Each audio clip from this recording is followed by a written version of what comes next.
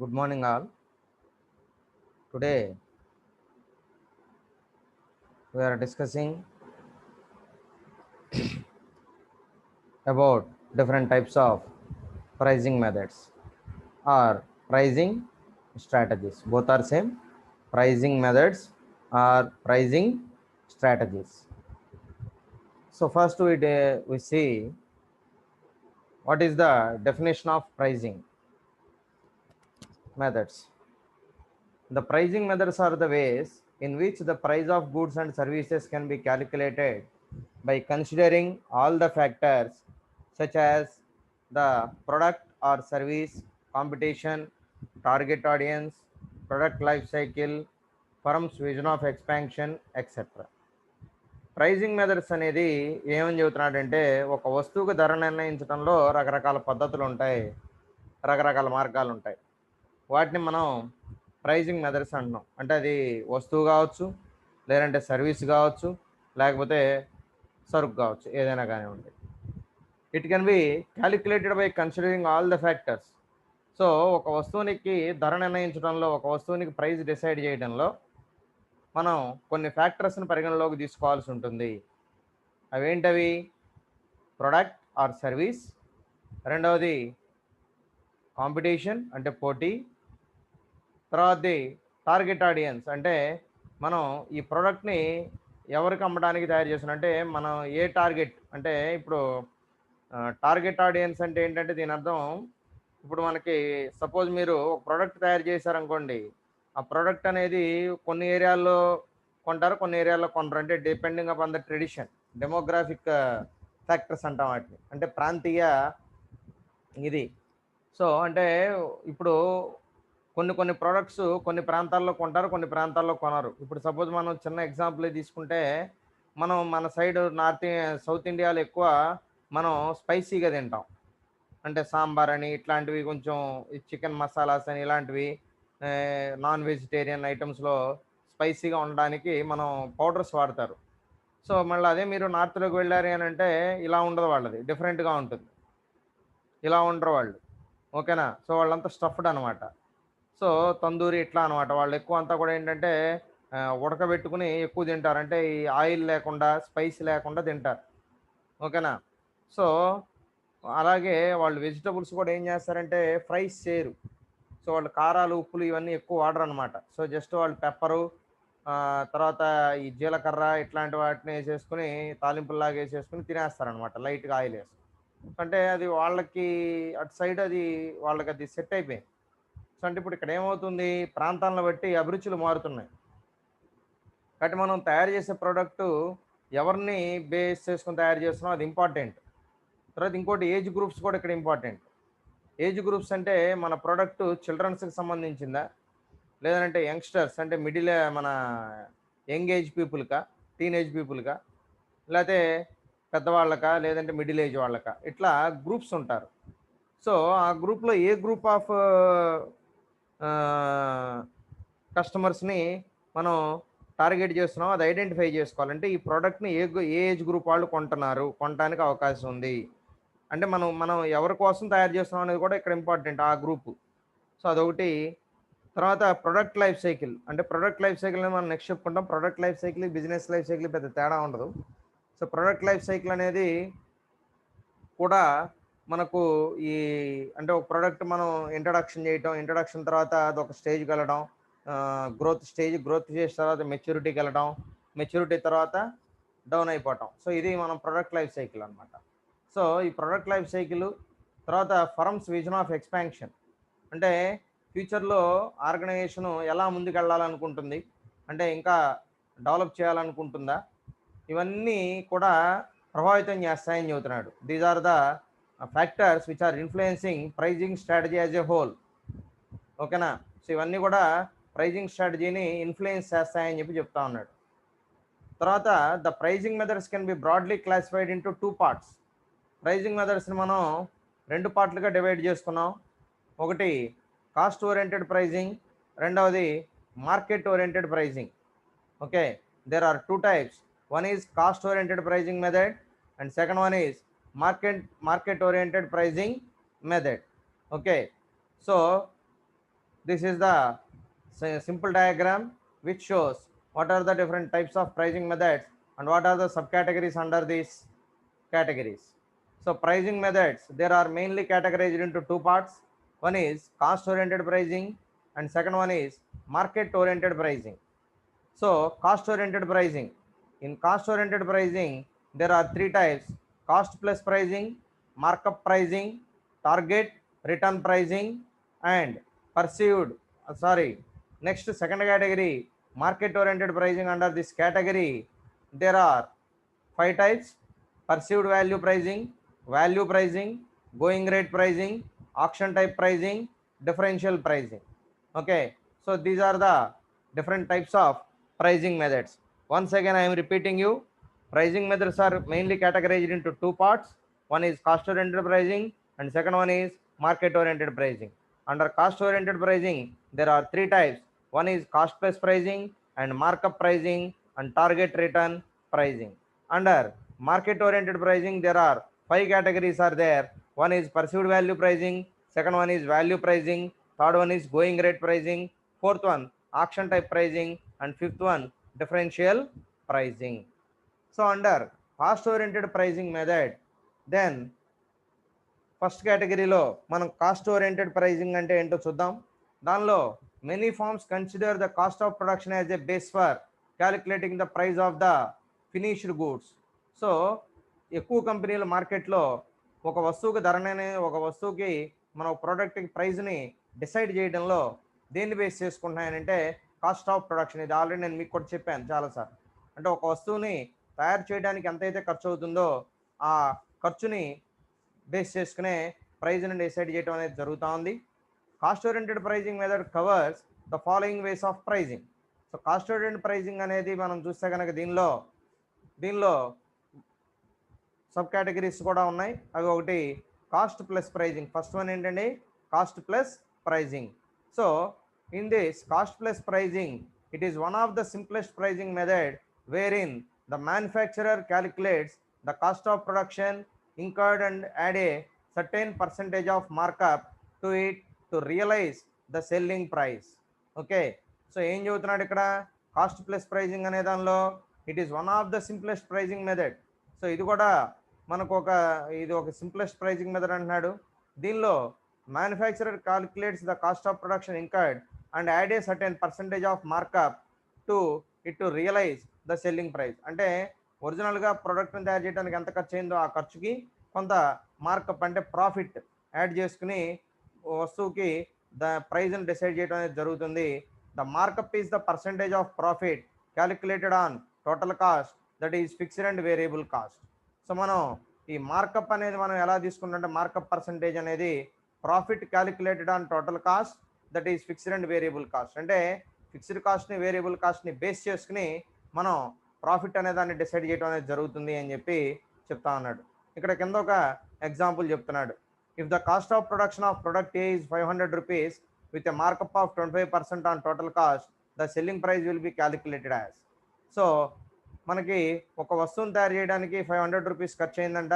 దానికి 25% total cost మీద 25% మనం ప్రాఫిట్ అంటే మార్కప్ అంటే ప్రాఫిటే. సో మార్కప్ యాడ్ చేస్తున్నాం అంటే అదే మనకి ప్రాఫిట్ అనమాట. సో ప్రాఫిట్ని ఎంత 25% ప్రాఫిట్ యాడ్ చేస్తున్నాం అంటే 500 మీద మనం 25%ని ప్రాఫిట్గా మనం యాడ్ చేస్తున్నాం. So price equal to selling price equal to cost of production plus cost of production into markup percentage by 100. So అంటే ఎంత అవుతుంది, సెల్లింగ్ ప్రైస్ ఎంత అవుతుందంటే ఇప్పుడు కాస్ట్ ఆఫ్ ప్రొడక్షన్ ఎంత 500 rupees plus cost of production into markup percentage కదా.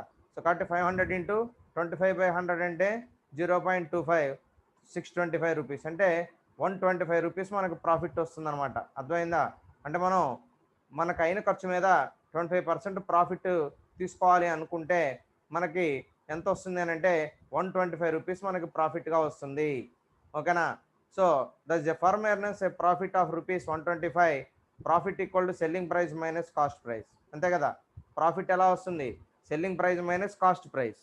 Okay, so మనం ఎంతకు అమ్ముతున్నాం, మనకి ఎంత ఖర్చు అయింది, అయిన ఖర్చు 500, మనం ఎంతకు అమ్ముతున్నాం 625.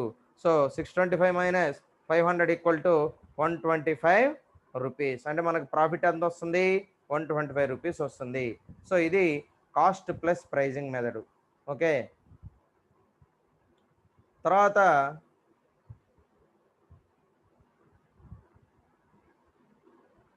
నెక్స్ట్ చూద్దాం markup pricing.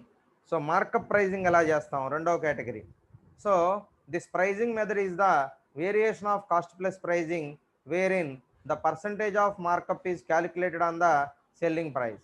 So markup pricing అనేది ఎలా ఉంటుందనంటే దీనిలో వేరియేషన్ ఏంటంటే variation of cost plus pricing wherein the percentage of markup is calculated on the selling price. So selling price మీద మనం మార్కప్ పర్సంటేజ్ అనేది క్యాలిక్యులేట్ చేయడం జరుగుతుంది. ఇంతకుముందే మనం కాస్ట్ ఆఫ్ ప్రొడక్షన్ మీద చేసాం, ఇప్పుడేమో సెల్లింగ్ ప్రైస్ మీద చేస్తున్నాం, అంతే తేడా. Example, if the unit cost of a chocolate is ₹16 and producer wants to earn the markup of 20% on sales, then markup price will be. So ఇక్కడ ఏమన్నాడు, ఒక వస్తువుని ఒక చాక్లెట్ని తయారు చేయడానికి ఆయన ఖర్చు ₹16 ఉంటే producer wants to earn the markup of 20%. ఎంత ఎక్స్పెక్ట్ చేస్తున్నాడు? 20% ఆన్ సేల్స్ మీద 20% ఎక్స్పెక్ట్ చేస్తున్నాడు. Then markup price will be. So markup price equal to unit cost by 1 minus desired return on sales. Markup 1 minus desired return on sales. So అదే కదా formula.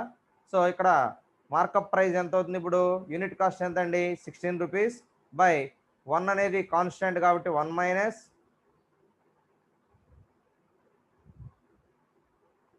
Minus desired return on sales ఎంత? 20% అంటే 0.20, అంతే కదా. 20/100 వేస్తే మనకి ఎంత వస్తుంది? 0.20.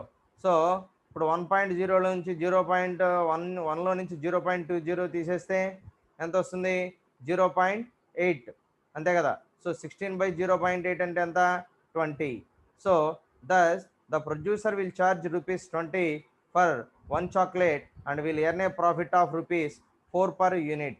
అంటే మనం 20% మార్కప్గా తీసుకుంటే సో దానికి మనకు 20 రూపీస్ అవుతుంది, 20 రూపీస్కి అమ్ముతున్నట్టు అవుతుంది.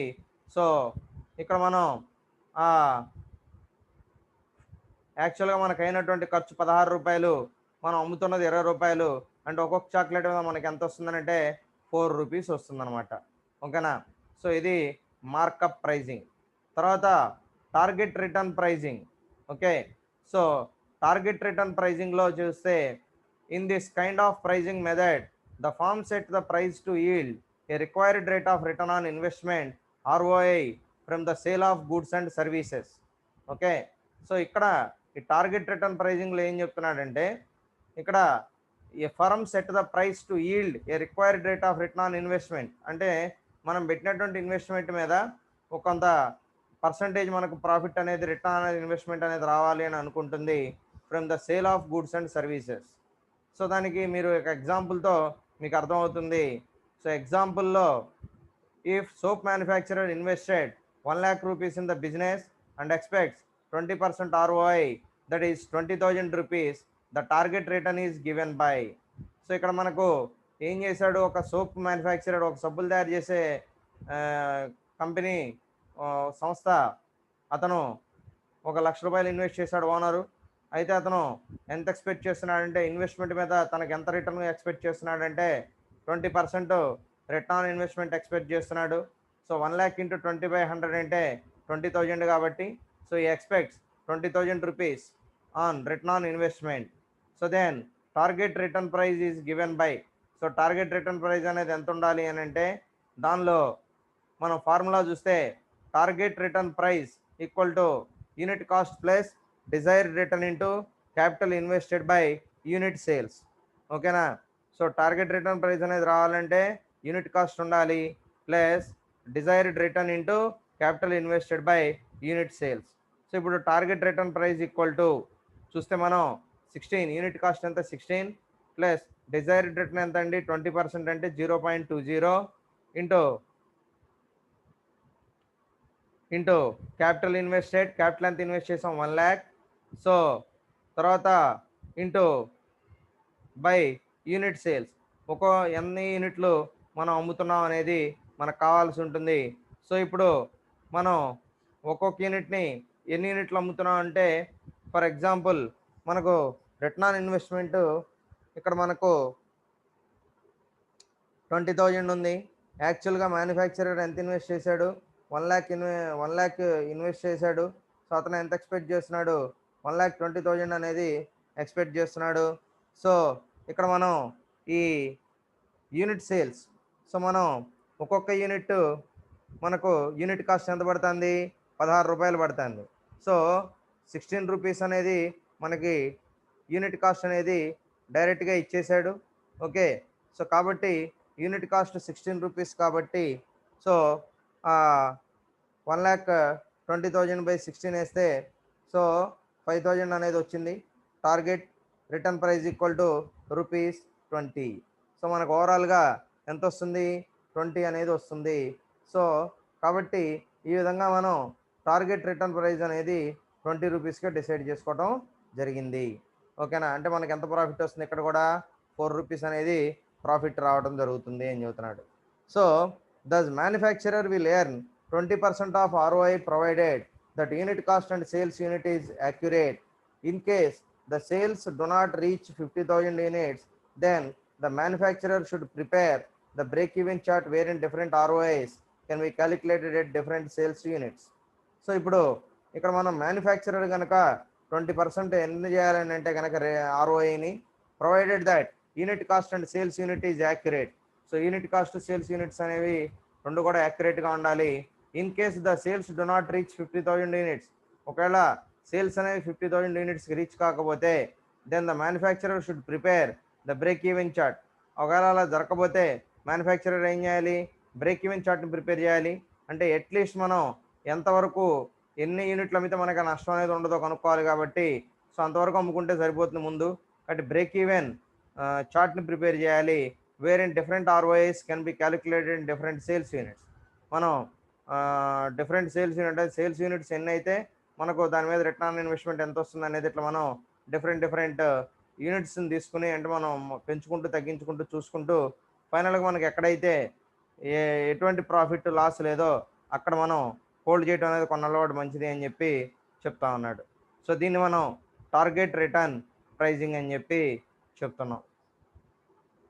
తర్వాత నెక్స్ట్ కేటగిరీలో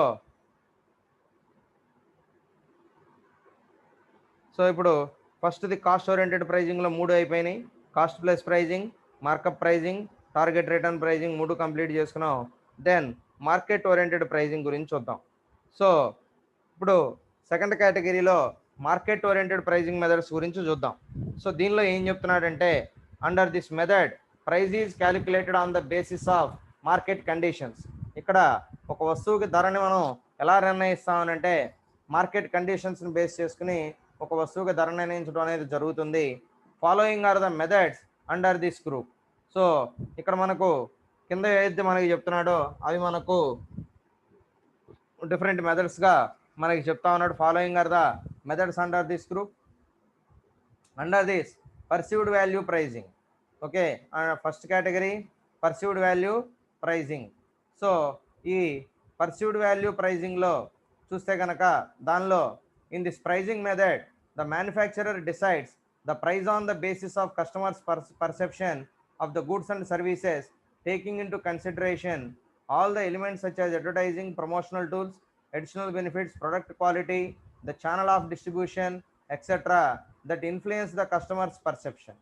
ఓకే, సో ఈ పర్సీవ్డ్ వాల్యూ ప్రైజింగ్లో ఏం చెప్తున్నాడంటే ఈ మెథడ్లో మ్యానుఫ్యాక్చరర్ అనేవాడు decides the price on the basis of customers perception of the goods and services taking in to consideration. So customer యొక్క పర్సెప్షన్ అంటే కస్టమరు ఈ మనం ఎంతవరకు ప్రైజ్ని ఎంత మనం ఏ రేంజ్ వరకు పెడితే కస్టమర్ కొంటాడు అనేది ఒక ఎక్స్పెక్టేషన్ అనమాట. అంటే ఇక్కడ దీనికి ఇంత ప్రాఫిట్ రావాలనేవి ఇతను పర్సనల్గా ఏమీ టార్గెట్ పెట్టుకోకుండా సో కస్టమరు ఎంతవరకు మనకు పే చేయగలుగుతాడు, కస్టమర్ దీనికి ఎంతవరకు పెట్టగలుగుతాడు. ఇప్పుడు కొన్ని డిమాండ్ ఉంటాయి మార్కెట్లో. సో దానికి ఏం చేస్తారు, కస్టమరు ఎంతవరకు అయితే బేర్ చేయగలడో అంతవరకు ఆలోచించి సో దీనికి మార్కెట్లో డిమాండ్ ఉంది, దీన్ని ఎవరైనా కూడా ఈజీగా కొంటారు అని ఒక నమ్మకం ఉందనుకోండి కస్టమర్ మ్యానుఫ్యాక్చరర్కి. సో అప్పుడు అతను ఏం చేస్తాడు, మ్యానుఫ్యాక్చరరు అతను అనుకున్న ప్రాఫిట్ కన్నా కూడా ఎక్కువ యాడ్ చేసి చూస్తాడు. ఎందుకంటే ఎంతమంది కొంటారు అనేది ముందు చూసుకుంటాడు. అంటే మనం ప్రైస్ ఎక్కువ ఇచ్చేసి ఎంతమంది దీన్ని కొంటారనేది చెక్ చేసుకుంటాడు. అప్పుడు కొనకపోతే అప్పుడు తగ్గిస్తాడు, అది వేరే విషయం. సో అలా మనం ఇక్కడ ఒక మనం కస్టమర్ని బేస్ చేసుకుని మనం ప్రైస్ అనేది డిసైడ్ చేయడం జరుగుతుంది. దీనిలో కూడా మనం advertising, promotional tools, additional benefits, product quality, the channel of distribution etcetera. అంటే మనం అడ్వర్టైజ్మెంట్స్ ఇవ్వడం ద్వారా కస్టమర్ని అట్రాక్ట్ చేయడం, తర్వాత ప్రమోషనల్ టూల్స్, ప్రమోషన్స్గా మనం ఏదో ఒకటి అడిషనల్ బెనిఫిట్స్, తర్వాత ప్రమోషనల్ కింద ఏదైనా ఆఫర్స్ ఇవ్వడం, లేదంటే ఏదైనా టూల్స్ ఇవ్వడం అదనంగా. తర్వాత ప్రొడక్ట్ క్వాలిటీ, ప్రొడక్ట్ మంచి క్వాలిటీ ప్రొడక్ట్ ఇవ్వడం, అదేవిధంగా ఛానల్ ఆఫ్ డిస్ట్రిబ్యూషన్, మనం ఏ విధంగా మనం కస్టమర్కి ప్రోడక్ట్ని రీచ్ చేస్తున్నాం. సో వీటన్నిటి మీద డిపెండ్ అయ్యి ఈ పర్సీవ్డ్ వాల్యూ ప్రైసింగ్ అనేది డిసైడ్ చేయడం జరుగుతుంది. That influence the customers perception. So ఇవన్నీ కూడా కస్టమర్ యొక్క పర్సెప్షన్ని ఇన్ఫ్లుయెన్స్ చేస్తాయి, ప్రభావితం చేస్తాయని చెప్పి చెప్తా ఉన్నాడు. Example, customer buy Sony products despite less price products available in the market. This is because Sony company follows the perceived pricing policy wherein the customer is willing to pay extra for better quality and durability of the product. Suppose ఇప్పుడు మీరు Sony అనేది మనకి అందరికీ తెలుసు. So ఆడియోకి పెట్టింది పేరు. So దానికి సంబంధించి ఇక్కడ వాళ్ళు మా సోనీ లాంటి ప్రోడక్ట్సే మార్కెట్లో చాలా రకాల అవైలబుల్లో ఉన్నాయి తక్కువ కాస్ట్కి. కానీ సోనీలో ఖచ్చితంగా వాళ్ళు ప్రైస్ అనేది హై లెవెల్లోనే ఉంటుంది. ఎందుకంటే కస్టమరు కొంటాడు, మన బ్రాండ్ వాల్యూ అలా ఉంది, బ్రాండ్ వాల్యూ. సో సోనీ అనే బ్రాండ్ కనబడితే కస్టమర్ కొంటాడనే ఒక ఆలోచన ఉంది వ్యాపారం చేసేవాడికి. కాబట్టి వాడు ఏం చేస్తారంటే కస్టమర్ దీన్ని ఎంతవరకు కొనగలుగుతాడు అనేది ఎక్స్పెక్ట్ చేసి ఒక ఎస్టిమేషన్ తోటి అక్కడ ప్రైస్ అనేది నిర్ణయించడం జరుగుతుంది. సో ఇది ఈ ఈ కాన్సెప్ట్ పర్సీవ్డ్ వాల్యూ అంటాం నేను. So customer buy Sony products despite less price products available in the market. This is because Sony company follows the perceived pricing policy. కాబట్టి ఇక్కడ సోనీ కంపెనీ పర్సీవ్డ్ ప్రైజింగ్ పాలసీని follow అయింది. కాబట్టి కొనాలనుకున్నవాడు ఖచ్చితంగా సోనీదే కొంటాడు కానివ్వండి, వేరేది కొనడు. ఎందుకంటే సో ఆ క్వాలిటీ అనేది మీకు వేరే దాంట్లో రాదు కాబట్టి ఖచ్చితంగా ఇక మన దగ్గరే తీసుకోవాలి, లేకపోతే వేరే చోటైనా అది వాడు అదే ప్రోడక్ట్ తీసుకుంటాడు కానీ వేరే ప్రోడక్ట్ అనేది త్వరపడి తీసుకోడు. ఓకేనా? సో ఇది పర్సీవ్డ్ వాల్యూ ప్రైజింగ్ అంటే. ఓకేనా? తర్వాత చూద్దాం. నెక్స్ట్ది చూస్తే వాల్యూ ప్రైజింగ్. సో ఈ వాల్యూ ప్రైజింగ్ అంటే ఏంటో చూద్దాం ఇప్పుడు. సో వాల్యూ ప్రైజింగ్లో under this pricing method companies design the low priced products and maintain the high quality offering. So ఇక్కడ ఈ ప్రైజింగ్ మెథడ్లో కంపెనీస్ ఏం చేస్తున్నాయని అంటే companies design the low priced products. So కంపెనీనే లో ప్రైజ్డ్ ప్రొడక్ట్స్ని డిజైన్ చేస్తుంది. సో తర్వాత and maintain the high quality offering, దాంతోపాటుగా హై క్వాలిటీ అనేది మనం ఆఫర్ చేస్తూ ఉన్నాడు అనుకోండి. Here the prices are not కెప్ట్లో, ఇక్కడ ప్రైస్ అనేవి తక్కువగా ఉండవు.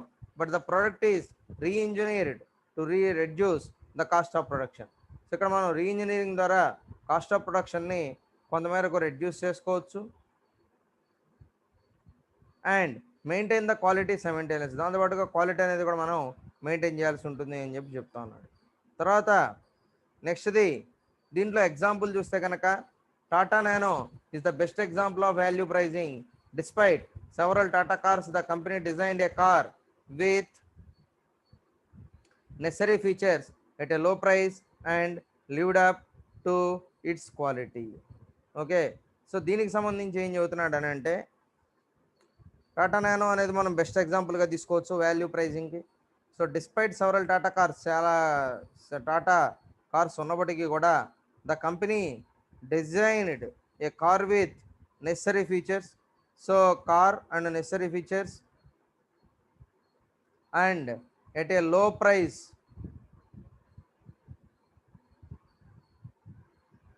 సో చూస్తే కనుక మీరు కార్లు అనేది మనం తీసుకుంటే Tata cars, the company designed a car with necessary features. Company వాళ్ళకి కావాల్సినటువంటి ఫీచర్స్ తోటి, మనకు అవసరమైనటువంటి ఫీచర్స్ తోటి కార్ని వాళ్ళు డిజైన్ చేస్తున్నారు. and necessary features at a low price and lived up to its quality. So తక్కువ ప్రైస్లోనే అన్ని ఫీచర్స్ని ఆఫర్ చేస్తూ దాంతోపాటుగా మంచి క్వాలిటీని ఇవ్వడం అనేది కూడా జరుగుతూ ఉంది. తర్వాత going rate pricing. So going rate ప్రైజింగ్లో చూస్తే in this pricing method, the firms consider the competitor's price as a base in determining the price of its own offerings. Generally, the prices are more or less same as that of the competitor and the price war gets over among the firms.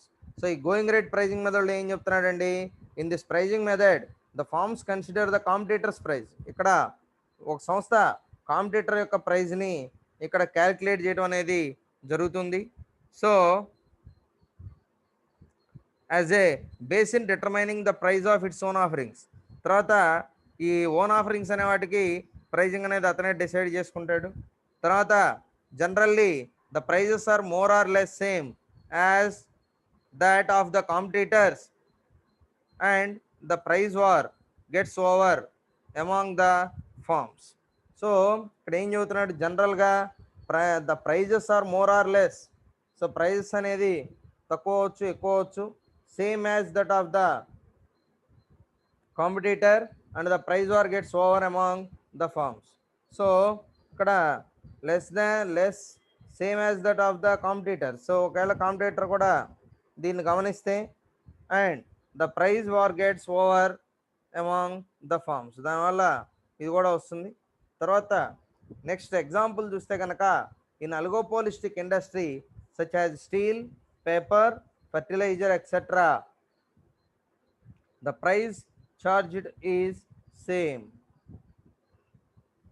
So ఇక్కడ మనం చూస్తే కనుక in oligopolistic industry such as steel, paper, fertilizer ఇవన్నీ కూడా ఏంటి, the price charged is same. అక్కడ ఎవరు కొన్నా సో ప్రైస్ అనేది సేమ్గా ఉంటుంది అని చెప్పి చెప్తా ఉన్నాడు. సో ఇది గోయింగ్ రేట్ ప్రైజింగ్ గురించి. తర్వాత నెక్స్ట్ది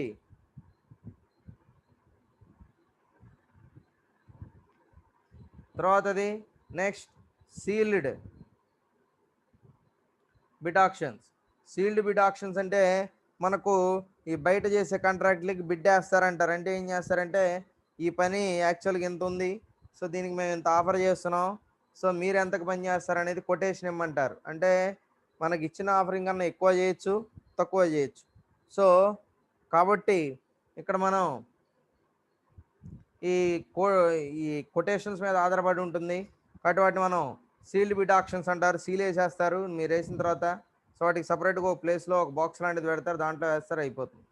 సో అదనమాట దానికి సంబంధించి సీల్డ్ బిడ్ ఆక్షన్స్లో this kind of method is very common in the case of government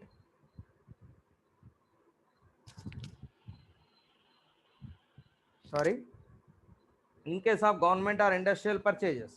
ఓకేనా.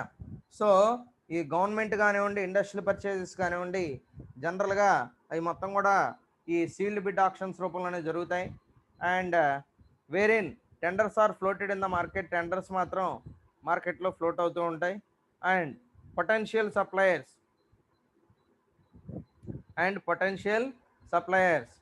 Submit their bids in a closed envelope and not disclosing the document. So ఇక్కడ మనం చూస్తే కనుక దానిలో wherein tenders are floated in the market, the potential suppliers and submit their bids, వాళ్ళు submit చేస్తారు. Potential suppliers ఎవరిదో వాళ్ళు మనకు ఈ బిడ్స్ అనేది వాళ్ళు సబ్మిట్ చేస్తారు ఇన్ ఏ క్లోజ్డ్ ఎన్వలప్లో మాత్రమే. Then not disclosing the bid to anyone. So దాంతోపాటుగా మనం దాన్ని వేరే వాళ్ళతో కూడా డిస్కస్ చేయకూడదు. సో ఇది సీల్డ్ బిడ్ ఆక్షన్స్. తర్వాత నెక్స్ట్ది differential pricing. So differential pricing అంటే ఏంటో చూద్దాం. సో ఈ డిఫరెన్షియల్ ప్రైజింగ్ అంటే ఏంటంటే మన దగ్గరకు వచ్చే కస్టమర్కి ఒకరి దగ్గర ఒక రకంగా ఇంకోళ్ళ దగ్గర ఇంకో రకంగా తీసుకోవటం. సో తప్పు కదా అంటే మామూలుగా అయితే తప్పు, కానీ ఇక్కడ వాళ్ళు ఈ తెలుసు కాబట్టి వాళ్ళకి తెలిసిన వాళ్ళకి తెలిసినట్టుగా ఇవ్వాలి కాబట్టి వాళ్ళకి ఇవ్వడం అనేది జరుగుతూ ఉంది. సో ఇక్కడ మనం this pricing method is adopted when differential prices have to be charged from the different group of customers. Okay, so ఈ డిఫరెన్షియల్ ప్రైజింగ్ అనేది మనకి ఏంటంటే దీనికి సంబంధించి this pricing method is adopted when different prices తీసుకుని మాత్రమే ఉపయోగపడుతుంది. Have to be charged from the different group of customers. So different group of కస్టమర్స్ని మనం ఇక్కడ టార్గెట్ చేయడం అనేది జరుగుతుంది.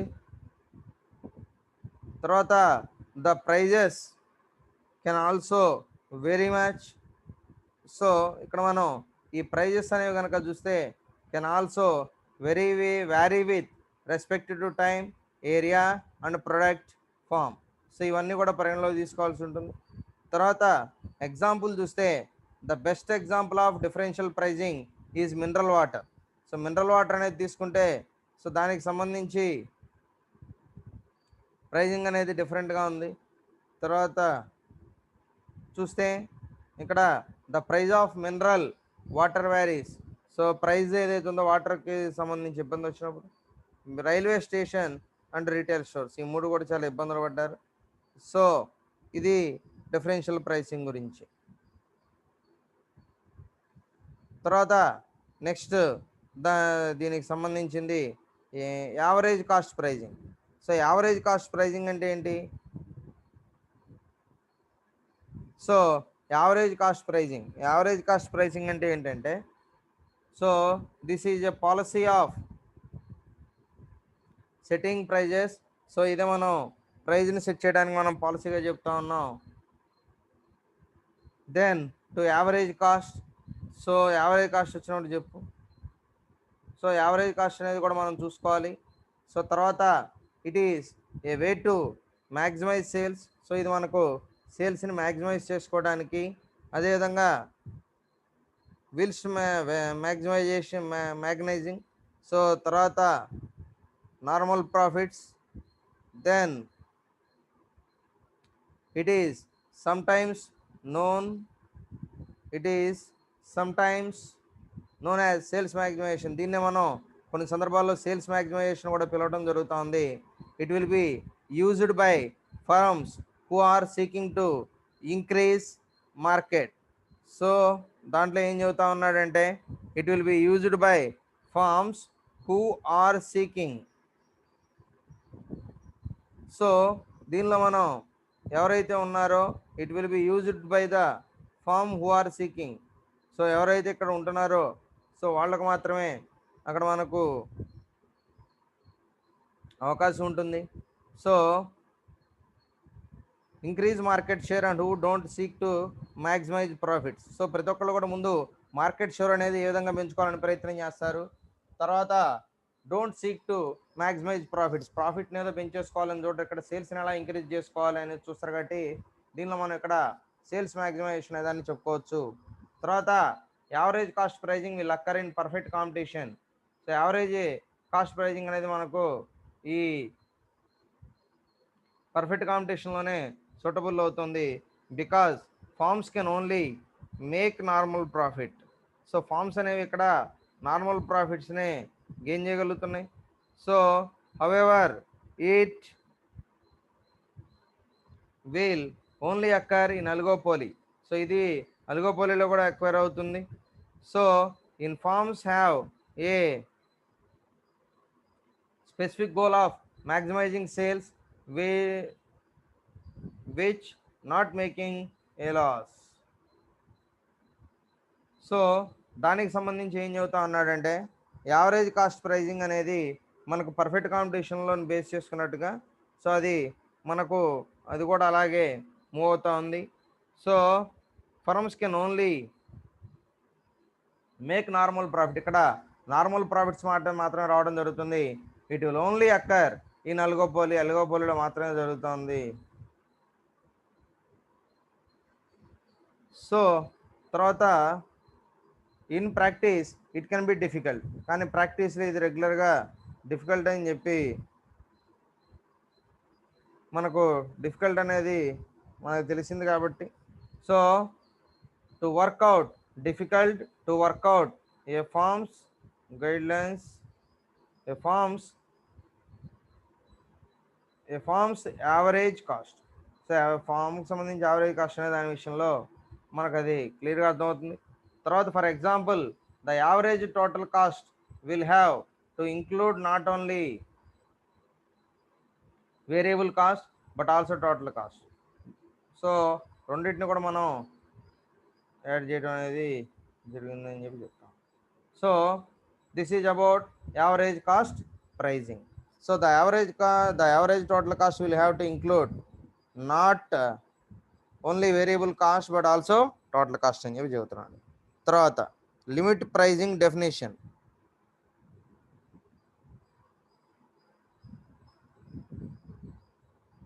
సో లిమిట్ ప్రైజింగ్ డెఫినేషన్, ఇక్కడ లిమిట్ ప్రైజింగ్ డెఫినేషన్లో చూడండి, limit pricing is a pricing strategy a monopolist may use to discourage entry. So limit pricing అనేది ఎలాగ ఉంది అంటే కనుక, limit pricing is a pricing strategy a monopolist may use to discourage entry. So ఇక్కడ monopolist అనేవాడు entry అనే దానికి సంబంధించి డిస్కరేజ్ అనేది చేస్తూ ఉంటాడు. If a monopolist set its profit maximizing price, monopolist ఏం చేస్తాడు, వీడు వాడి ప్రాఫిట్ని పెంచుకోవడానికి ప్రయత్నం చేస్తాడు, మనం మన దానికోసం ప్రయత్నం చేస్తున్నాం. సో అక్కడ వాళ్ళేమో ప్రాఫిట్ మ్యాక్సిమైజేషన్ గురించి ఆలోచిస్తూ ఉన్నారు. The level of super normal, so the level of super normal profit would be so high it attracts new firms in to the market. So ఒకవేళ మనం ఇక్కడ తీసుకుంటే కనుక the level of super normal profits, so మనం super normal profits యొక్క లెవెల్ కనుక మనం తీసుకున్నట్టయితే would be so high it attracts new firms. So దానివల్ల మనం కొత్త ఫర్మ్స్ని అట్రాక్ట్ చేయడానికి అవకాశం ఉండేది మార్కెట్లోకి. తర్వాత limit pricing involves reducing the price sufficiently to deter entry.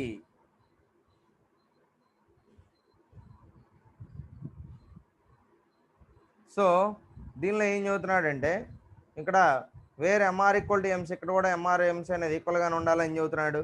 The level of super normal profit would be so high, ఈ సూపర్ నార్మల్ ప్రాఫిట్స్ ఏదైతుందో అది మనకు సో హైగా అనిపిస్తూ ఉంది. It attracts new firms in to the market, కొత్త సంస్థల్ని మనం అట్రాక్ట్ చేయొచ్చు వీటిల్లోకి. Limit pricing involves reducing the price sufficiently to deter entry. So ఇక్కడ మనం చూస్తే కనుక it leads to less profit than possible. So అది కనుక జరిగితే in short term, so but it can enable the firm to retain its monopoly. So monopoly అనేది మనం కనుక తీసుకుంటే,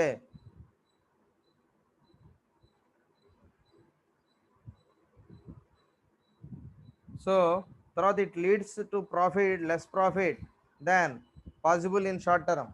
సో మనకి తక్కువ ప్రాఫిట్ అనేది వస్తుంది, అది లాంగ్ టర్మ్, షార్ట్ టర్మ్ వరకు ఓకే కానీ లాంగ్ టర్మ్లో కుదరదు. But it can enable use firm to retain its monopoly position. So monopoly position అనేది మనం రిటైన్ చేయాల్సి ఉంటుంది అని చెప్పి చెప్తా ఉన్నాడు. తర్వాత profit maximisation in the short run. So profit maximisation ఎలా ఉంటుంది షార్ట్ రన్లో అంటే, సో దానిలో మనం డయాగ్రామ్ చూస్తే అర్థమవుతుంది. సో దానిలో ఏం చెప్పాడంటే, profit maximisation in the short run. In the short run a firm may set price using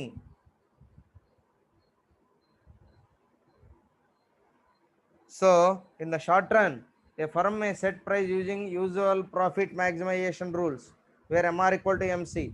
This could lead to a price of P1. So MR MC ఎక్కడైతే ఈక్వల్ ఉందో దాన్ని వస్తువుకు ధరగా నిర్ణయించడం జరుగుతుంది. దానికి అనుగుణంగా మనం ప్రైజ్ని డిసైడ్, మనం ఇక్కడ ప్రైజ్ అనేది ఎలా ఉందనేది మనం చెప్పగలుగుతున్నాం. ఓకే, సో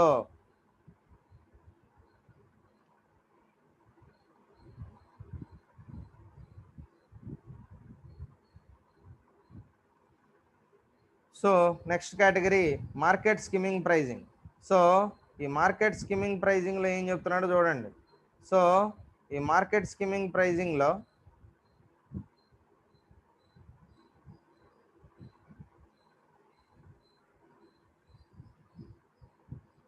ఈ మార్కెట్ స్కిమ్మింగ్ ప్రైజింగ్లో ఏం చెబుతున్నాడు, a pricing approach in which the producer sets high introductory price to attract buyers with a strong desire for the product and the resources to buy it. So ఒక వస్తువుని తయారు చేయడానికి మనకి బాగా ఖర్చు అయిపోతే సో లాభం లేనిది ఎవరెవరు కదండి. అటు ఉన్నప్పుడు ఏం చేస్తాడు, మంచి క్వాలిటీతో అంతా పర్ఫెక్ట్గా డిజైన్ చేసినప్పుడు సో దానికి అక్కడ ఏమనుకుంటా అంటే ఒక స్ట్రాటజీ, మనం ఎక్కువ కాస్ట్ పెట్టి మనం ఎక్కువ ప్రైజ్ని నిర్ణయించేస్తే సో ఆటోమేటిక్గా కొనేవాళ్ళు ఎవరో కొంటారు, కొన్నవాళ్ళ గురించి పక్కన పెట్టేద్దాం, కొనేవాళ్ళు ఖచ్చితంగా కొంటారు కదా. సో కాబట్టి ఇక్కడ ఏం చెప్తున్నాడనంటే హై ఇంట్రొడక్టరీ ప్రైస్ అంటే కస్టమర్కి దీంట్లో ఏదో ఉందిరా బాబు ఇంత ప్రైస్కి ఇస్తున్నాడంటే, బయట మార్కెట్లో సబ్బు 10 రూపాయలు దొరుకుతుంటే వీడు ఒక్కడే 100 రూపాయలు అంటున్నాడు, 100 గ్రాముల సబ్బు ఏంటో దీంట్లో గొప్పదనం స్పెషాలిటీ ఒకసారి చూద్దామని అనుకుంటాడు. సో అదే బాగుందనుకోండి ఇక అదే కంటిన్యూ చేస్తాడు. సో అలాగనమాట, అలాంటి ఇబ్బందులు అనేవి ఇక్కడ ఉంటాయి కాబట్టి ఇది కూడా మనం ఆలోచించుకోవాలి. సో దానికి సంబంధించి చూస్తే then gradually reduces to price to attract the next and subsequent layers of the market. అప్పుడు నెమ్మదిగా ఏం చేస్తారు, ఫస్ట్లోనే అలా ఎక్కువ కాస్ట్కి ఇంట్రడ్యూస్ చేసి తర్వాత నెమ్మదిగా ఏం చేస్తాడు, తగ్గించుకుంటూ వస్తాడు అనమాట. సో దాన్నే మనం మార్కెట్ స్కిమ్మింగ్ ప్రైజింగ్ అని చెప్పి చెప్తూ ఉన్నాం. తర్వాత ఇంటర్నెట్ ప్రైజింగ్ మోడల్స్. సో ఇంటర్నెట్కి సంబంధించి కూడా కొన్ని ప్రైజింగ్ మోడల్స్ అనేవి ఉన్నాయి. సో ఇంటర్నెట్ ప్రైజింగ్ అంటే ఏంటో ముందు చూద్దాం. దానికి సంబంధించి the traditional pricing scheme of putting a postage stamp and every letter does not work with internet. So దానికి ఇంటర్నెట్ అనేది వర్క్ అవ్వదు కాబట్టి అలాంటి వాటి కోసం సో అంటే letter does not work with internet. ఇవాళ మనకు పోస్టేజ్ స్టాంప్ అనేది కనుమరుగైపోయింది, అది పూర్తిగా అంటే ఉంది కానీ పెద్దగా వాడట్లేదు. కానీ మీరు ఈవెన్ పోస్టేజ్ స్టాంప్ అంటించినప్పటికీ కూడా ఇవాళ మనకు ఒక లెటర్ అక్కడికి వెళ్ళాలి అంటే దేంతో సాధ్యపడుతుంది, కేవలం అది మనకు ఈ ప్రైజింగ్ అనే దాటితోటే సాధ్యపడుతూ ఉంది. దట్ మీన్స్ ఇక్కడ మనం ఈ పోస్టేజ్ స్టాంప్ అనేది మనం తీసుకుంటే కనుక సో పోస్టేజ్ స్టాంప్ అనేది మనకి ఇక్కడ సింపుల్గా అందుబాటులో ఉంటుంది. So on every letter does not work with internet. So అన్నీ కూడా ఇంటర్నెట్ తోటి వర్క్ అవడం అనేది కష్టమైపోతుంది. సో ఇక్కడ అదొక ప్రాబ్లంగా మనం చెప్పుకోవచ్చు. The pricing models relevant in the context of the new economy in general and the internet in particular are described as follows. So మనం ఇక్కడ ప్రైజింగ్ మోడల్స్ కనుక తీసుకున్నట్టయితే దాంట్లో ఏం చెబుతున్నాడంటే relevant in the context of the new economy. So new ఎకానమీకి మనకు ఇక్కడ ఇద్దరి మధ్య మ్యూచువల్ అండర్స్టాండింగ్ అనేది ఉందా లేదా అనేది మనం చూసుకోవాలి. సో తర్వాత దాంట్లో కేటగిరీస్లో మొదటి category flat rate pricing. So the internet user is required to pay a fee to connect for a fixed period during which one is not charged on the basis of the bit sent are received each time. So నువ్వు ఎంత data వాడుతున్నావు అనేది సంబంధం లేకుండా కంప్లీట్గా నీకు ఒకటే amount నువ్వు కనుక డిసైడ్ చేసి ఇస్తుంటే సో దాన్ని మనం ఫ్లాట్ రేట్ ప్రైజింగ్ అంటాం. సో అదొకటి మనం జాగ్రత్తగా గుర్తుపెట్టుకోవాలి. దీన్ని మనం ఫ్లాట్ రేట్ ప్రైజింగ్ అంటే ఎంతైనా ఎన్ని చేసినా ఒకటే రేట్ అనమాట. సో తర్వాత యూసేజ్ సెన్సిటివ్ ప్రైజింగ్. ఇది యూసేజ్ మీద బేస్ అంటే మనం ఎంత వాడుతున్నామో దాని మీద బేస్ చేసుకుని చెప్పేది అనమాట. సో దానికి సంబంధించి this model looks like A 2-part tariff that utilities have a part of the bill is for the connection and the other part is a price per unit of bit sent or received. So అది చూసుకుంటూ ఉంటారు. ఇక్కడ 2 parts of tariffs అనేవి ఉంటాయి మనకి దీంట్లో. ఒకటి have a part of the bill is to connection use bills for the connection and the other part is a price per unit of bit sent are received. So ఒకటేమో connection కోసం, రెండవ amount ఏమో ఎంత వాడుకున్నాడో దానికి కట్టడం. అంటే fixed amount కొంత ఉంటుంది రెంటల్ లాగా, ఆ రెంట్కి కొంత డేటా ఇస్తాడు, మిగిలిన దానికి మనం జనరల్గా మళ్ళీ మనం రీఛార్జ్ ద్వారా మనం యాడ్ చేసుకోవాల్సి ఉంటుంది. కాబట్టి ఇలాంటి ఒక సిచ్యువేషన్ అనేది మనం చూస్తే కనుక ఇక్కడ యూసేజ్ సెన్సిటివ్ ప్రైసింగ్ అనేది మనం చెప్పుకోవచ్చు. We would have the peak user paying both parts and the off peak user paying only one part. So ఇక్కడ మనకు పీక్ యూజర్ ఏమో ఒక పార్ట్ పే చేస్తారు, ఆఫ్ పీక్ యూజర్ ఏమో ఇంకో పార్ట్ అనేది పే చేయడం జరుగుతుంది, only one part. The variable part could also be based on connection time. So variable part అనేది దేని మీద బేస్ అయి ఉంటుంది అంటే కనెక్షన్ టైం మీద బేస్ అయి ఉంటుంది. స్పీడ్ ఆఫ్ కనెక్షన్ దాని మీద కూడా బేస్ అయి ఉంటుందని చెబుతున్నాడు. And pricing based on the number of minutes of connection is a popular basis of pricing and assumes that usage. So ఇక్కడ ప్రైజింగ్ అనేది మనకి ఎలా అంటే ఇక్కడ number of minutes of connection, ఎన్ని మినిట్స్ కనెక్ట్ చేసాం అనే దాని మీద బేస్ అవుతుంది. తర్వాత popular base of pricing and assumes that usage in terms of packets sent and connection name connection time are correlated. So ఇవన్నీ కూడా ఇక్కడ మనకు కొరిలేట్ అయి ఉన్నాయని చెబుతున్నాడు. But they need not be. So అది మనకు అంత అవసరం లేదు కాబట్టి you don't bother about that. So ఇది దీనికి సంబంధించి యూసేజ్ సెన్సిటివ్ ప్రైసింగ్ సంబంధించి. తర్వాత ప్రయారిటీ ప్రైసింగ్. సో ప్రయారిటీ ప్రైసింగ్లో ఏం చెబుతున్నాడంటే in this model the users pay according to the quality of service chosen by them. అంటే వాళ్ళకి నువ్వు ఎలాంటి క్వాలిటీ ఇచ్చో దాని మీద బేస్ చేసుకుని వాళ్ళు సర్వీస్ ఇచ్చిన దాని మీద బేస్ అయ్యి చూడడం అనేది జరుగుతుంది. This comes close to the price discrimination model of the old economy. So price discrimination అనేది ఉంటుంది ఇక్కడ ఓల్డ్ ఎకానమీలో లాగా. Another variant of this is the increasing block tariff used in electricity pricing. So electricity ప్రైజింగ్తో ఉన్నటువంటి వాటికి కూడా మనం ఏదన్నా మనం చూస్తే సో దాన్ని మనం ఈ ప్రయారిటీ బేసింగ్ అనే దాన్ని ఎలక్ట్రిసిటీ ప్రైజింగ్ తోటి మనం చూసుకోవచ్చు. మనం ఈ ప్రయారిటీ ప్రైజింగ్ అనేది so where in the user pays a fixed amount for the first block of units. So first block of యూనిట్స్కి ఫిక్స్డ్ అమౌంట్ పే చేద్దాం అనుకుంటే a higher amount of the next block, next దానికే ఇంకా hire amount pay చేయాల్సి ఉంటుంది. దాన్ని మనం priority pricing అని చెప్పి చెబుతున్నాం. తర్వాత నెక్స్ట్ది ట్రాన్సాక్షన్ బేస్డ్ ప్రైజింగ్. సో మనం చేసినటువంటి ట్రాన్సాక్షన్కి మాత్రమే మనం పే చేయాల్సి ఉంటుంది, దాన్ని మనం ట్రాన్సాక్షన్ బేస్డ్ ప్రైజింగ్ అంటున్నాం. This model is a variant of the usage sensitive pricing. ఇది కూడా యూసేజ్ సెన్సిటివ్ ప్రైసింగ్లో ఒక వేరియంటే. In this model the pricing is transaction based on not usage based. So మనం ఇక్కడ నాట్ యూసేజ్ బేస్డ్ అంటే మనం పే చేస్తే కడతాం లేకపోతే లేదు, ట్రాన్సాక్షన్ అనేది జరిగితేనే. So the advantage of this pricing model is its efficient administering. So దానివల్ల మనకు మంచి అడ్మినిస్ట్రింగ్ అనేది ఉంటుంది. తర్వాత however we cannot distinguish between different qualities of service. So qualities of service మీద కూడా డిపెండ్ అయి ఉంటుంది కాబట్టి మనం ట్రాన్సాక్షన్ బేస్డ్ ప్రైజింగ్ అనేది ఎంత అని చెప్పి మనం డిసైడ్ చేయాలి, అది కూడా వాళ్ళే డిసైడ్ చేసుకోవాల్సి ఉంటుంది. దీన్ని మనం ట్రాన్సాక్షన్ బేస్డ్ ప్రైజింగ్ అని చెప్పి చెప్తూ ఉన్నాం. సో నెక్స్ట్ ఇది కూడా పెద్ద టాపిక్ ఒకటి, చిన్న టాపిక్ అదే ఒకటే టాపిక్ అన్నాడు, కొంచెం పెద్ద టాపిక్, జాగ్రత్తగా వినండి. So that's it. Tomorrow we will discuss about business life cycle. So now I stop here.